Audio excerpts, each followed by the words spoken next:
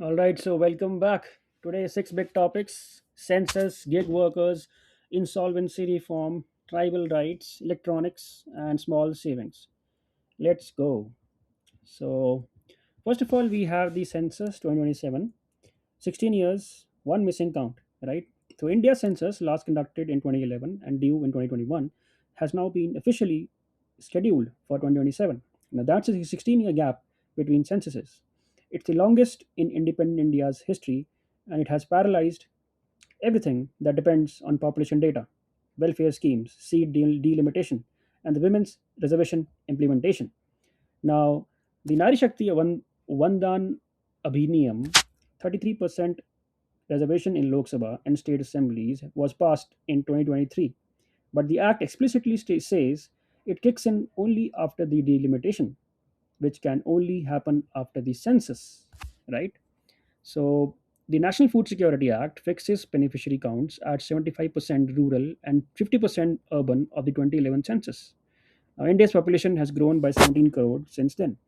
Those extra people are legally excluded from food entitlements.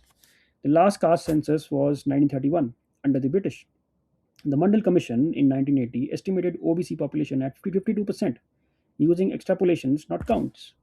Now, Census Act 1948 is the law governing India's decennial population enumeration. ORGI is the Office of the Registrar General and Census Commissioner. Article 82 is the it mandates parliamentary seat delimitation after each census. Nari Shakti Vandan Adhiniyam is the 2023 Act. 33% women's reservation requires delimitation first. And the NFSA is the National Food Security Act 2013, beneficiary caps based on 2011 census, which is now outdated. Next, we have the gig worker bill. Now, the India's proposed central gig worker bill is back in the news. India has 7.7 million gig workers today: Zomato delivery partners, Ola Uber partners, bill drivers, urban company professionals, and this is projected to reach about 23.5 million by 2030. Yet these workers have no minimum wage guarantee, no provident fund, no health insurance. The Code on Social Security 2020 defined them for the first time, but its implementing rules remain unnotified. The platforms classify gig workers as independent contractors, not employees. This one legal exempts platforms from every labor law obligation. No ESIC, no EPFO, no minimum wage, no protection from arbitrary dismissal. Now, courts in UK and Australia have challenged this, ruling that functional control makes workers effectively employees. Now, Rajasthan became the first state to operationalize a gig worker framework. Key features are platforms pay a small amount per transaction completed into a welfare fund, not linked to employment status. So platforms don't resist the employee reclassification. Now, the Code on Social Security 2020 is a landmark.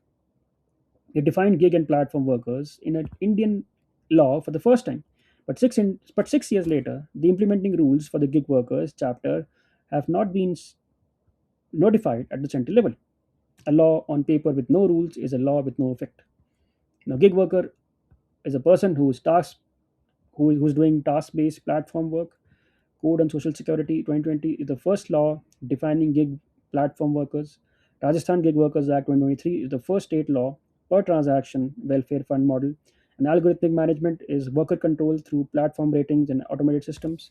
ESIC and EPFO is the health insurance and provident fund. Then we have the IBC Bill 2025, Insolvency Reform 700 Days and 30 Paise. Now, the Insolvency and Bankruptcy Code Amendment Bill 2025 proposes reforms to the code that was enacted in 2016. The IBC transformed India's insolvency landscape, but its two biggest failures have persisted.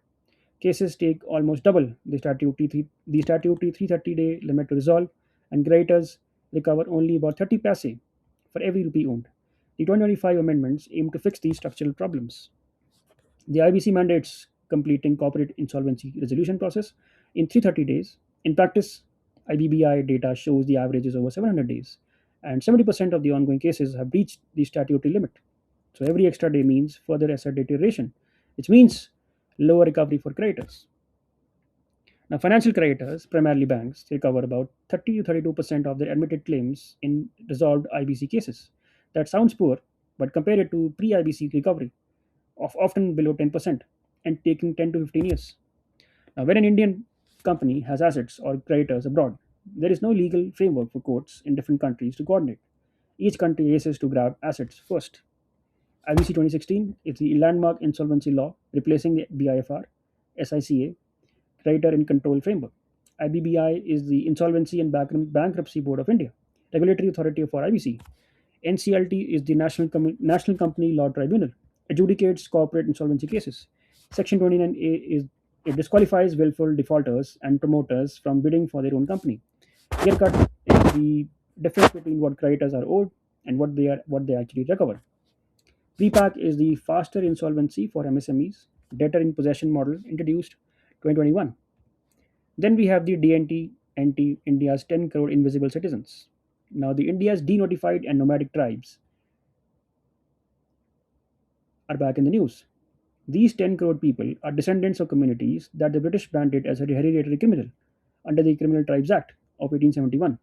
They were denotified at independence in 1952, but the stigma never ended, and most are still outside the SC, ST, and OBC reservation frameworks. The Renke Commission of 2008 recommended specific protections. 18 years later, most recommendations remain unimplemented. The, the Criminal Tribes Act declared 160 plus communities to be hereditarily criminal, not because of anything they did, but because of which community they were born into. Now, most DNTs are in a classification limbo. They are not scheduled caste. CTA communities were not defined by untouchability. They are not scheduled tribes.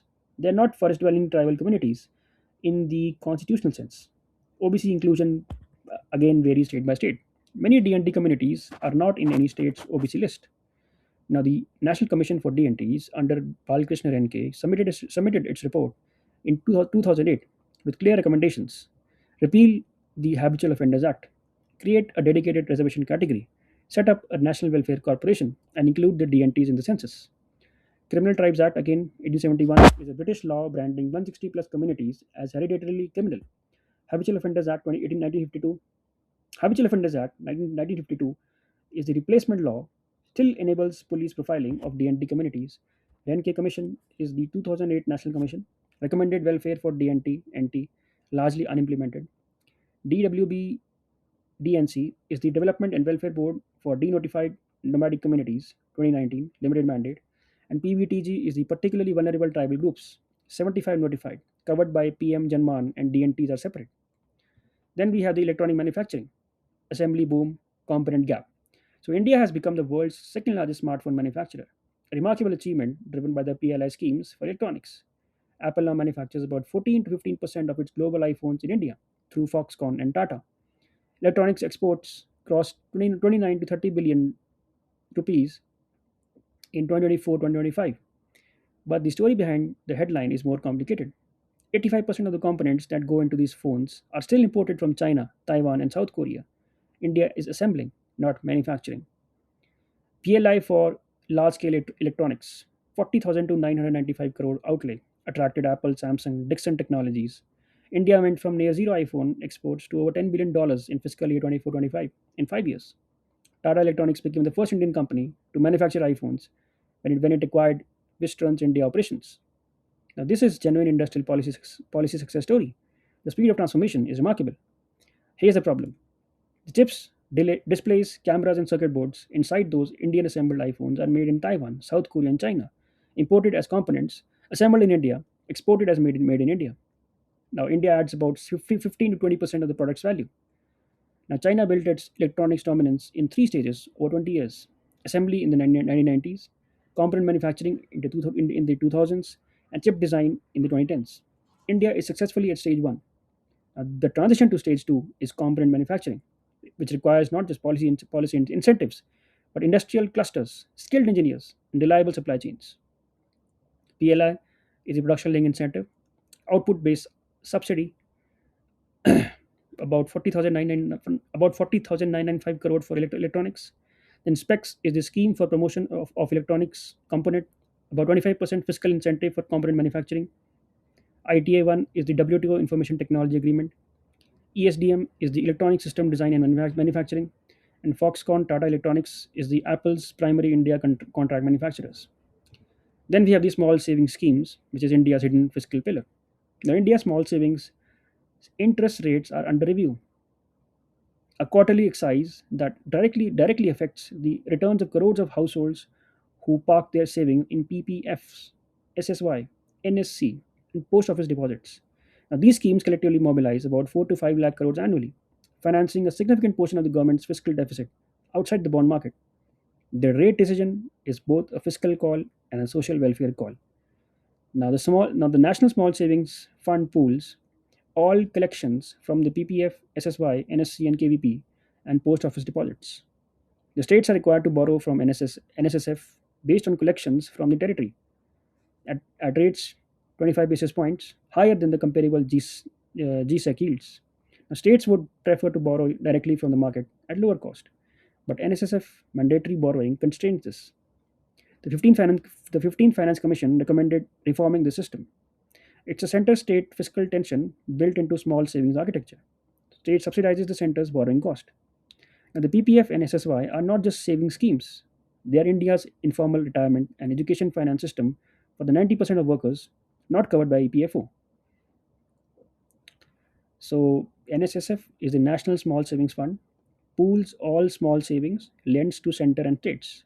PPF is a public provident fund, 15-year tenure, EEE tax status, currently 7.1% PA. SSY is the Sukanya Samriddhi Yojana for girl child, 8.2%, highest small savings rate, and SCSS is the senior citizen savings scheme, 8.2%, quarterly payout for 60 plus years, and EEE is the exempt contribution plus interest plus maturity all tax free, PDF plus SSY. Then six done: census, gig workers, insolvency, tribal rights, electronics, and savings, all ready. Stay consistent. See you tomorrow.